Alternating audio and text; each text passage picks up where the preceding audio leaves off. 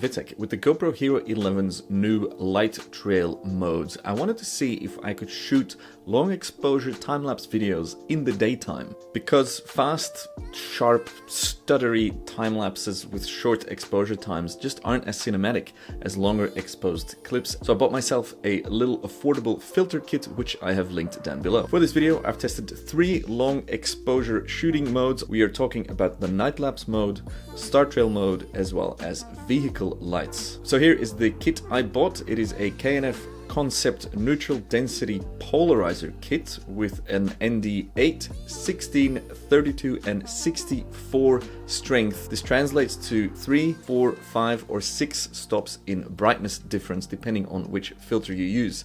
I bought the ND/polarizer kit because every now and then I want to use the polarizer, and you can always negate that effect by just twisting it the way you see fit.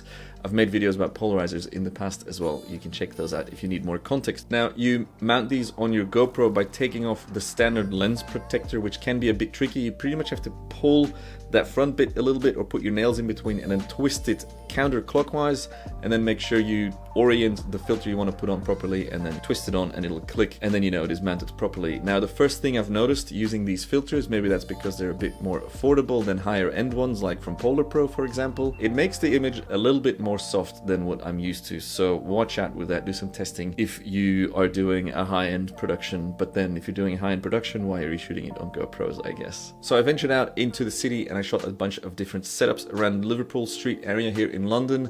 And the first mode I tried was night lapse mode. I set the lens to linear, as that's my preferred way of shooting, auto white balance, and I used the ND32 filter with the auto shutter, and as you can see, there was no long exposures here at all. I was expecting at least something, because I also set the ISO min and max to 100 to keep that sensitivity as low as possible to hopefully force the GoPro to shoot longer exposures. But I guess the shutter speed was still too fast to create any trails, so I did not like the way that looked. So I slapped the ND64 filter on there, which again is a 6-stop brightness difference, which is quite a lot, and then I forced the shutter to set to 2 seconds, and as you can see, that gives me a nice result. Auto white balance and the linear lens, and this is a very, very good result I find coming out of this mini action camera that fits in your pocket that I just mount everywhere with a little gorilla pod or a tabletop tripod or a magnetic clamp or a normal clamp, whatever. It's a really powerful little setup. Now, as you can see, and this is something I was expecting, the sky is fully blown out. The point of these trail shots is not to show the sky, but it is to show people and traffic moving. So if you're creating your composition in your framing,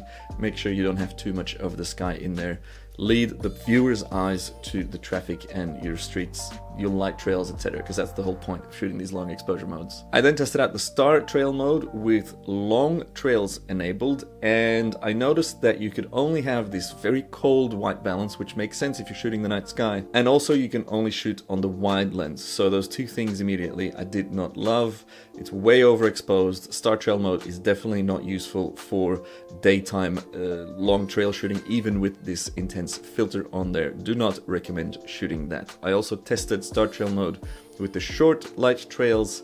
Slightly better maybe, but still definitely not ideal. I don't like that I can't set the white balance, and I don't like using the wide lens. And then we have vehicle mode, which uses a different kind of processing, as you can see in the trails. Now, these results are fine.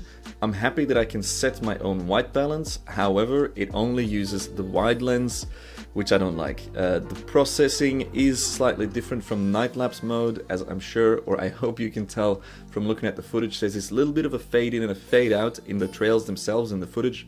It's the way it combines the frames, but I think that this mode, once again, is much better suited for actual nighttime shooting, not for daytime shooting. So, to conclude, where we started, night lapse mode with a 2-second shutter, ISO min 100, ISO max 100, set or auto white balance, linear lens, and the ND64 filter gave me the best long exposure time-lapse results on the GoPro Hero 11 shooting in the daytime.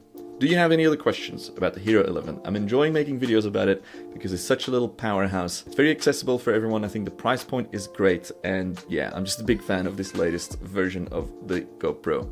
If you want to learn more about time-lapse and hyperlapse photography, check out my free ebooks and my courses below this video. And if you have any questions or video suggestions, drop them down below. Thanks for tuning in, and I'll see you next week. Bye bye.